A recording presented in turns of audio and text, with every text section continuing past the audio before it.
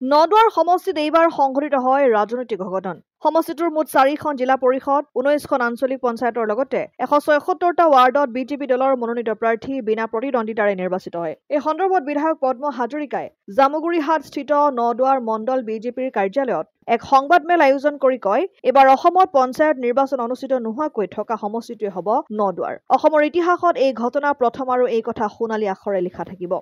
নদুৱাৰ সমষ্টিত এক ৰাজনৈতিক অঘটন সংঘটিত হোৱা বুলিও সংবাদমেলখনত সদৰি কৰে বিধায়ক পদ্ম হাজৰিকাই। সংবাদমেলৰ পূৰ্বে বিধায়কগৰাকীয়ে কংগ্ৰেছ দল ত্যাগ কৰি বিজেপি দলত যোগদান কৰা আটাইকেইগৰাকী জিলা পৰিষদৰ প্ৰাৰ্থীক উষ্ম অভিনন্দন জ্ঞাপন কৰাৰ লগতে দলীয় কৰ্মীসকলে বিহু গাই নাচি বাগি কৰা এক আনন্দমুখৰ পৰিৱেশত বিধায়ক পদ্ম হাজৰিকাই অংশগ্ৰহণ কৰি নাচি বাগি আনন্দত মতলীয়া হৈ পৰা পৰিলক্ষিত হয়।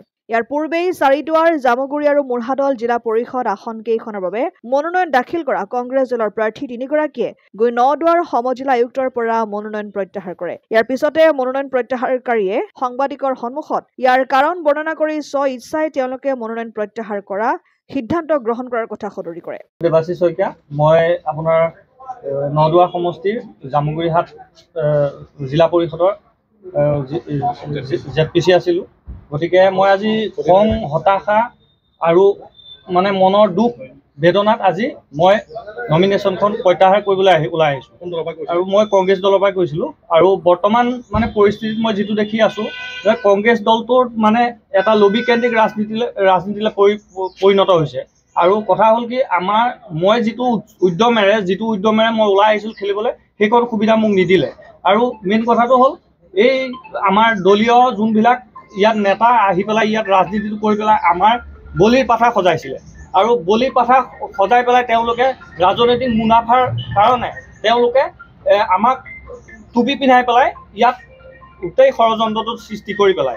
আৰু সেই মনৰ দুখত মই আজি মই স্ব-ইচ্ছাৰে নিজৰ বিবেক বুদ্ধিৰে আজি আহি ইয়াত মই DC কাৰ্যালয়ত মই আহি নিজেই নমিনেশ্যন উইথড্ৰল কৰিবলৈ মোৰ ব্যক্তিগত স্ব-ইচ্ছাই প্ৰকাশ কৰিছোঁ। কংগ্ৰেছ দলত যিটো টিকেটৰ কাৰণে যি টকা পইচাৰ দৰদাম চলা কথা কৈছে, কি ক'ব আপোনাৰ? সেইটো আচলতে কথাটো এনেকুৱা, যাতে ওপৰৰ মহলে এই কথাটো বিচাৰ কৰিব লাগে। মেইন কথা যিটো বিধায়ক পদ্ম হাজৰিকা ডাঙৰীয়াই যিটো কথা কৈছিলে যে ইয়াত কংগ্ৰেছ বিধ্বস্ত হৈ যাব, আৰু সেইটো বৰ্তমান পৰিস্থিতিত আমি স্বচক্ষে দেখিবলৈ ইয়াত প্ৰমাণ পালোঁ। এতিয়া ইয়াত 4টা জিলা পৰিষদ আছিলে। হয়, জিলা পৰিষদ প্ৰত্যেকে আপোনালোকে হয়, গোটেইকেইটাই উজ্জ্বল কৰিছে।